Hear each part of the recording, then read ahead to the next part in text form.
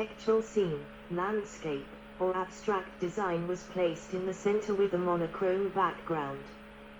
The fourth style, which began in the 1st century AD, depicted scenes from mythology, while retaining architectural details and abstract patterns.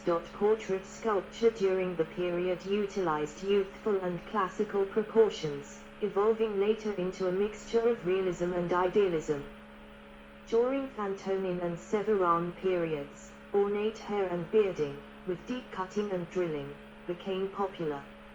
Advancements were also made in relief sculptures, usually depicting Roman victories. Latin literature was, from its start, influenced heavily by Greek authors. Some of the earliest extant works are of historical epics telling the early military history of Rome.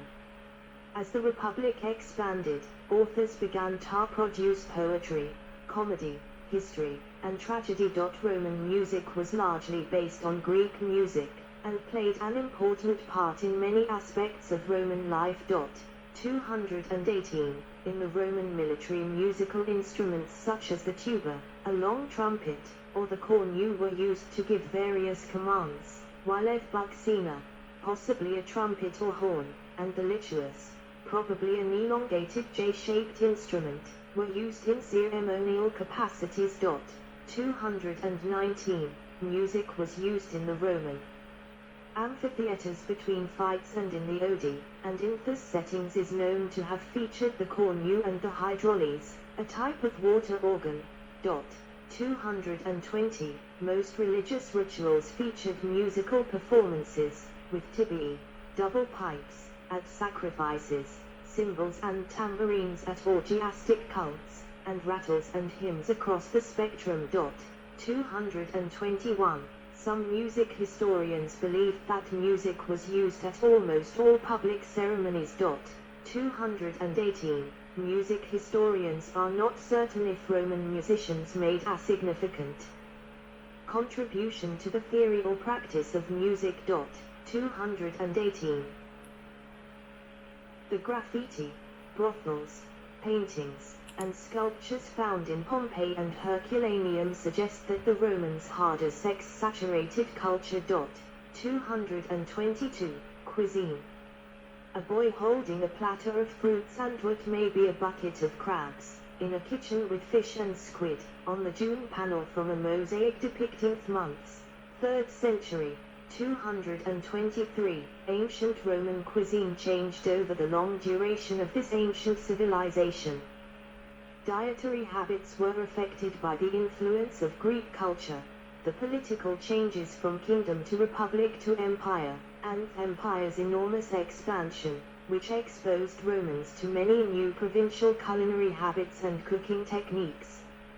In the beginning, the differences between social classes were relatively small, but disparities evolved with the empire's growth.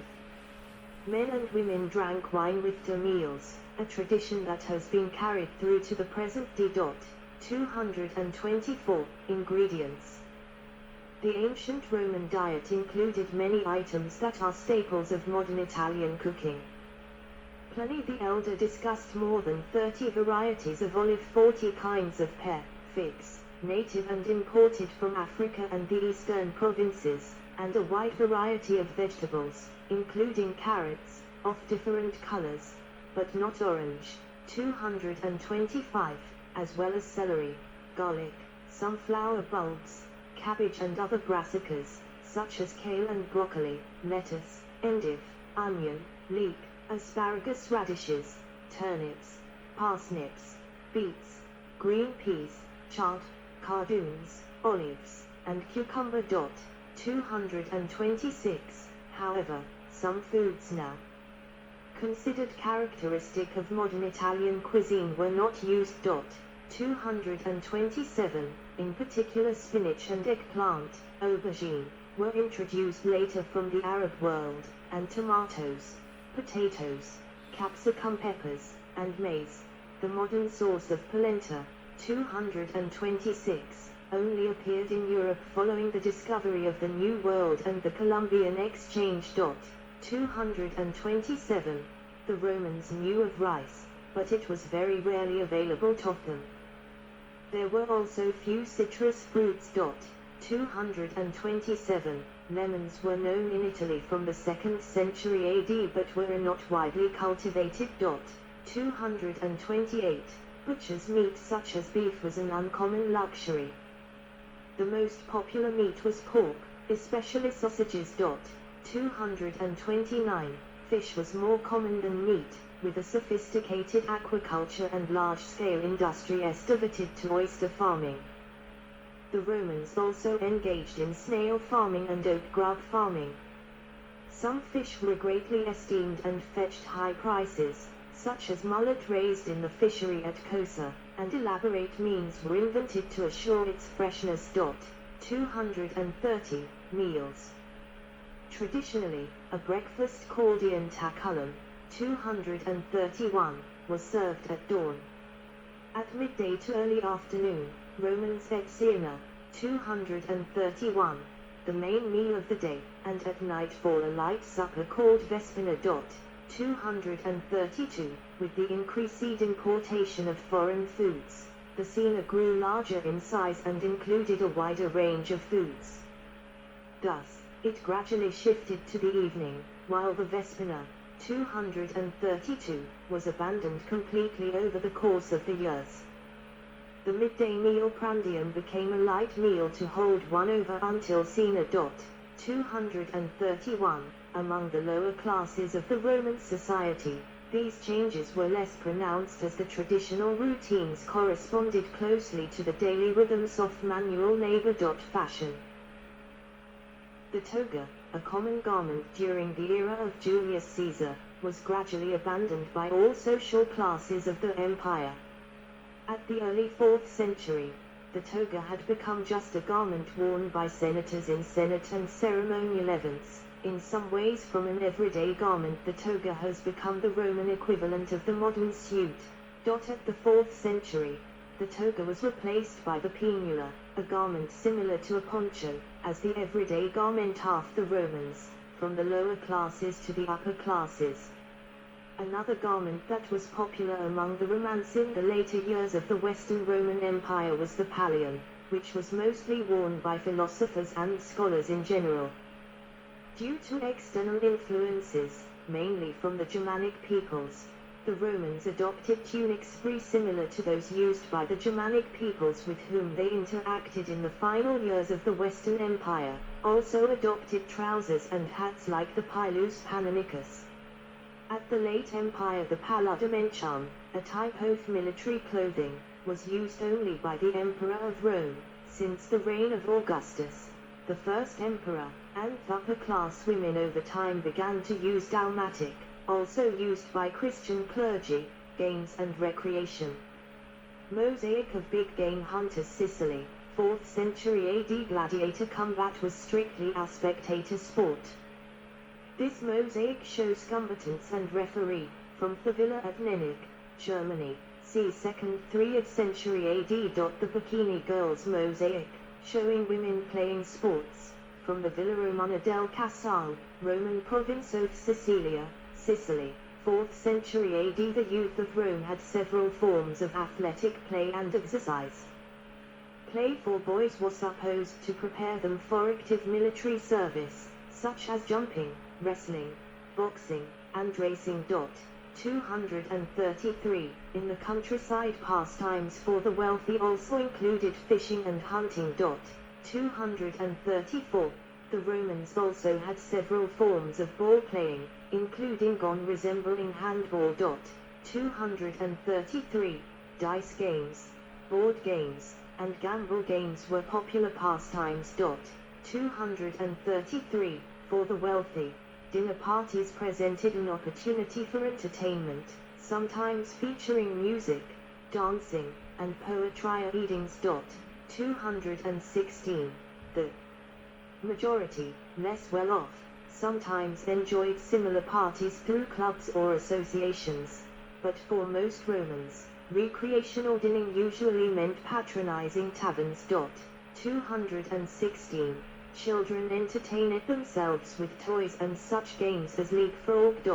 234. 216. Public games and spectacles were sponsored by leading Romans who wished to advertise their generosity and court popular approval. In Rome or its provinces, this usually meant the emperor or his governors. Venues in Rome and the provinces were developed specifically for public games.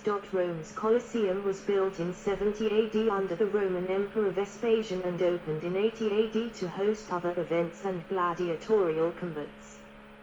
These combats had begun as funeral games in 264 BC, when the first gladiator contest was at the funeral for Roman aristocrat D. Junius Brutus Pyrrha. It became popular spectator events in the late Republic and Empire. These events would be held at the Colosseum, and for centuries an abundant amount of killing occurred within the walls of Colosseum. It is estimated that 400,000 people died in the Colosseum. Gladiators had an exotic and inventive variety of arms and armor. They sometimes fought to the death, but more often to an adjudicated victory dependent on a referee's decision.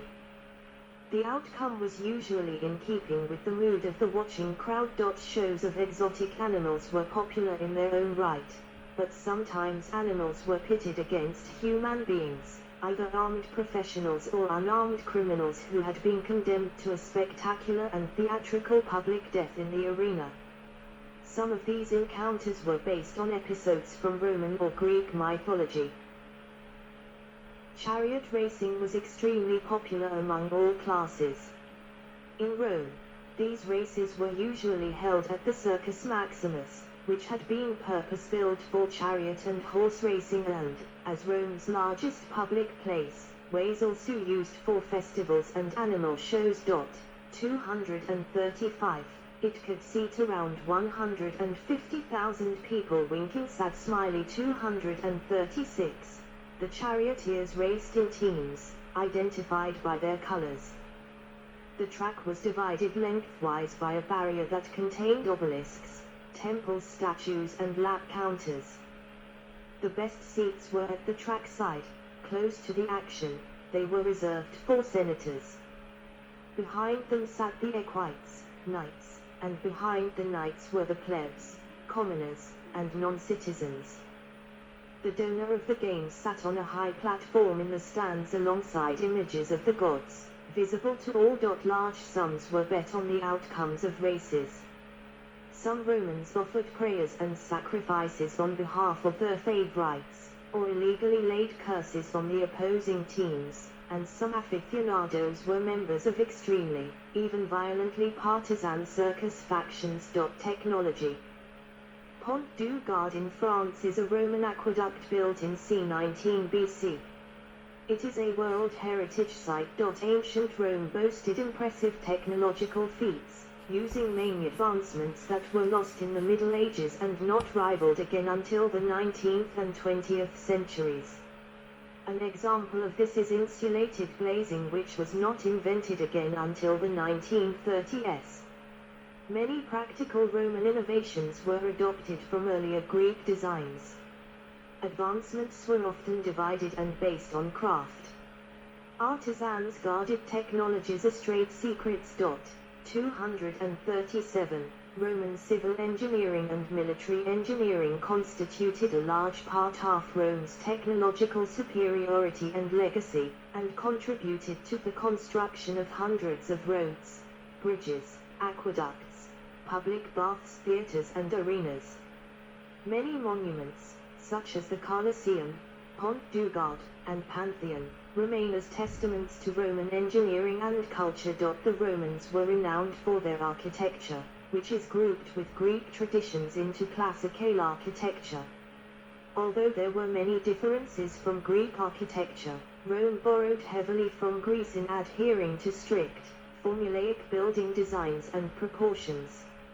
Aside from two new orders of columns, composite and Tuscan, and from the dome, which was derived from the Etruscan arch, Rome had relatively few architectural innovations until the end of the Republic. In the 1st century BC, Romans started to use Roman concrete widely. Concrete was invented in the late 3rd century BC.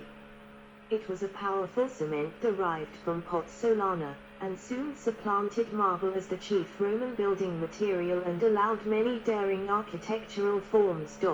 238.